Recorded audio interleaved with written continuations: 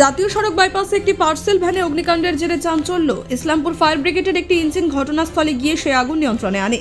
Fire ব্রিগেডের আধিকারিক BS Lama জানান, এই গাড়িটি হরিশ্চন্দ্রপুর থেকে শিলিগুড়ির দিকে যাচ্ছিল। অলিগঞ্জ এলাকায় আগুন লেগে যায়, তবে গাড়িতে থাকা কোনো জিনিসের ক্ষয়ক্ষতি হয়নি বলে তিনি জানান। আধিকারিক আরও জানান, এই ঘটনায় কোনো প্রাণহানি হয়নি বা ক্ষতি হয়নি বলে তিনি জানান। এই অগ্নিকাণ্ডে জাতীয় সড়ক বাইপাস কিছুক্ষণের জন্য একটি লেন গাড়ি চলাচল বন্ধ করে দেওয়া হয়। অপর লেন দিয়ে গাড়ি চলাচল স্বাভাবিক থাকে, তবে গাড়িটিকে নিয়ে যাওয়া হয়েছে। ঘটনাস্থলে ইসলামপুরের ট্রাফিক বিভাগের আধিকারিকরা ও পুলিশ উপস্থিত হন।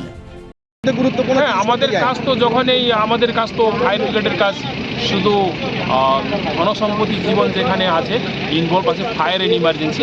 আমরা যখনই খবর পাই তড়িঘড়ি আমাদের প্রাণ ঝুঁকি নিয়ে হলেও আমরা এসে স্পটে ফায়ার স্পটে বা রেস্কিউ জবে আমরা এসে আমাদের প্রম্পট আমরা উদ্ধার কার্যে বা অগ্নি নির্বাপনের ক্ষেত্রে আমরা ঝাঁপিয়ে পড়ি। একটা পার্ট তো বন্ধ করে দেওয়া হয়েছে, এর মধ্যে শিলিগুড়ি অভিমুখে যেটা পার্ট সেটা বন্ধ করে দেওয়া এটা বন্ধ করেছে, ট্রাফিক এখন বন্ধ করেছে। এখন ট্রাফিক মোটামুটি এখন প্রায় নর্মাল খুলে যাবে। প্রায় 5:45 ঘটনা। আচ্ছা, কি হয়েছে, কি ঘটনাটা কি? একটি হরিশ্চন্দ্রপুর থেকে শিলিগুড়ি যাচ্ছিল একটা পিক আপ ভ্যান, যেটা পার্সেল, যেটা এখন অনলাইনের পার্সেলগুলো যায় যতদূর সম্ভব।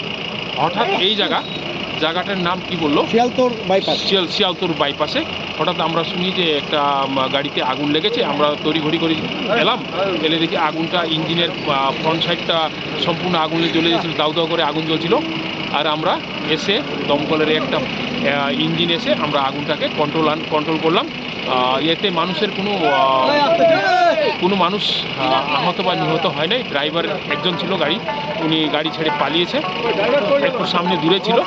আমরা সঠিক সময়ে এসে আগুনটাকে আয়ত্ত করলাম। ট্রাফিক বিভাগ তো এখানে, পুলিশের ট্রাফিক বিভাগও এসে দেখলাম, তাদের কত টাকা সহযোগিতা? না, ট্রাফিক বিভাগ বা আমাদের ইসলামপুর ট্রাফিক বিভাগের সম্পূর্ণ আমরা সহযোগিতা পেয়েছি।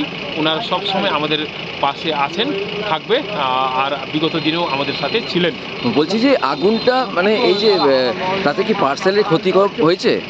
পার্সেলগুলো তো কোনো ক্ষতি হয় না। পার্সেলের কোনো ক্ষতি হয় না। পার্সেল পিছনটা সিল ছিল। আচ্ছা, ওটা উনি বলে এক্সপার্ট ড্রাইভার যে বলেছে, ওটা যখন পার্সেল যখনও যাবে তখনও সিল থাকে, যখনও রিটার্ন হবে কোনো পার্সেল ওখানকে পার্সেলটাকে আনলোড করার পরেও ওনারা ওটা সিল করে পাঠায়।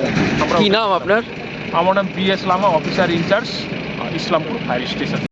ইসলামপুর থেকে দেবব্রত চক্রবর্তীর রিপোর্ট, কুলিক নিউজ।